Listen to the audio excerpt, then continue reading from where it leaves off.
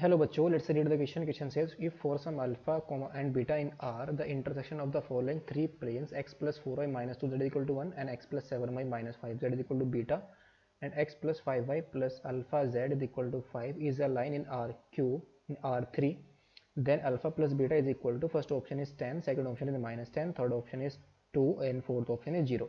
तो यहाँ पर हमें अल्फा प्लस बीटा की वैल्यू फाइंड आउट करनी है. उसे फाइंड करने के लिए जो की कॉन्सेप्ट हम यूज़ करेंगे, if the plane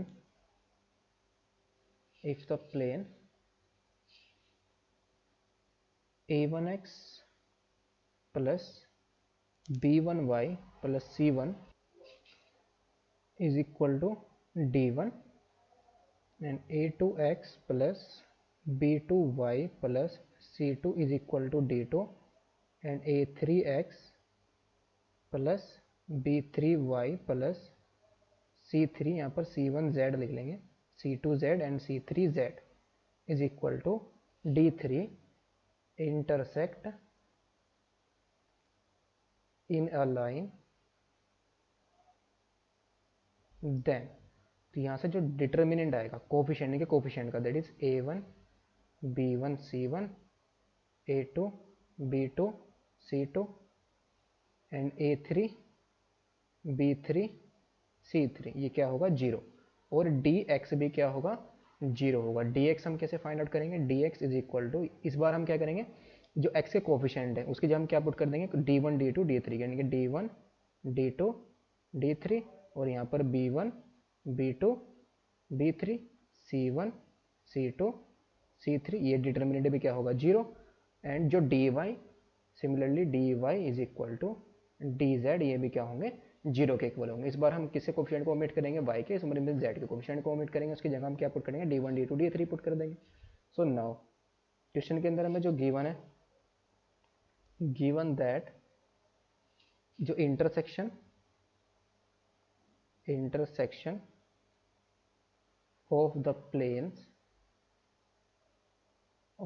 प्लेन्स कौन कौन से प्लेन गिवन है, x plus 4y minus 2z is equal to 1 and x plus 7y minus 5z is equal to beta और x plus 5y plus alpha z is equal to 5. If the intersection of this plane is a line, तो यहाँ से determinant is equal to 0 and dx is equal to dy is equal to dz, इन सब की value क्या आएगी, इन determinant की 0 आएंगी. तो यहाँ पर हम क्या पुट करेंगे, सबसे पहले d इज इक्वल टू, ये हमारा क्या आएगा 1 1 1 4 7 5 माइनस 2 माइनस 5 अल्फा, ये क्या होगा 0 होगा ये डिटर्मिनेंट. तो यहाँ से हमारा कितना आ जाएगा 1 into 7 alpha minus minus plus के 25 आ जाएगा और फिर माइनस के 4 इंटू कितना आएगा अल्फा माइनस माइनस प्लस 5 और फिर minus 2 into 5 minus 7 is equal to 0. तो कितना आएगा 7 अल्फा प्लस 25 माइनस 4 अल्फा और माइनस के 20 और ये कितना आएगा माइनस 2 माइनस माइनस प्लस 2 जो कितना आएगा 4 आ जाएगा इज इक्वल टू 0. तो 7 अल्फा माइनस 4 अल्फा कितना आएगा 3 अल्फा और 25 माइनस 25 और प्लस 4 9 आ जाएगा इज इक्वल टू 0. तो दिस इंप्लाइज 3 अल्फा is equal to minus 9, this implies alpha is equal to minus 3.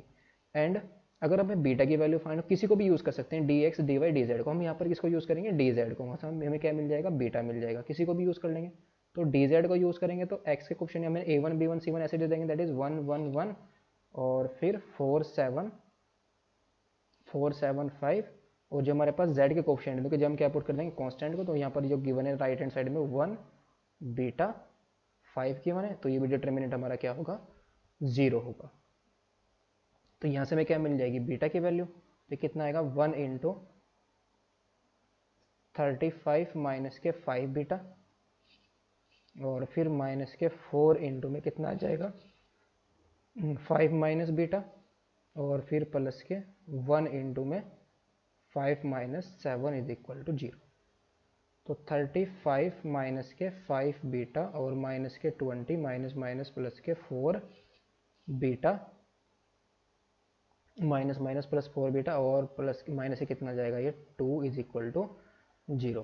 तो 35 माइनस 20 तो कितना 15 और माइनस 2 ये कितना जाएगा 13 और माइनस 5 बीटा और प्लस बीटा तो कितना जाएगा माइनस का बीटा और प्लस का 13 इज इक्वल टू 0। तो दिस इंप्लाइज बीटा की वैल्यू कितनी आ गई 13। सो नाउ हमें तो किसकी वैल्यू फाइंड आउट करनी है अल्फा प्लस बीटा की। So alpha plus beta is equal to -3 plus 13 तो कितना आ गया ये 10। तो ऑप्शन कौन सा करेक्ट होगा, option number first is the correct option. Hope you understood it well, best of luck, thank you.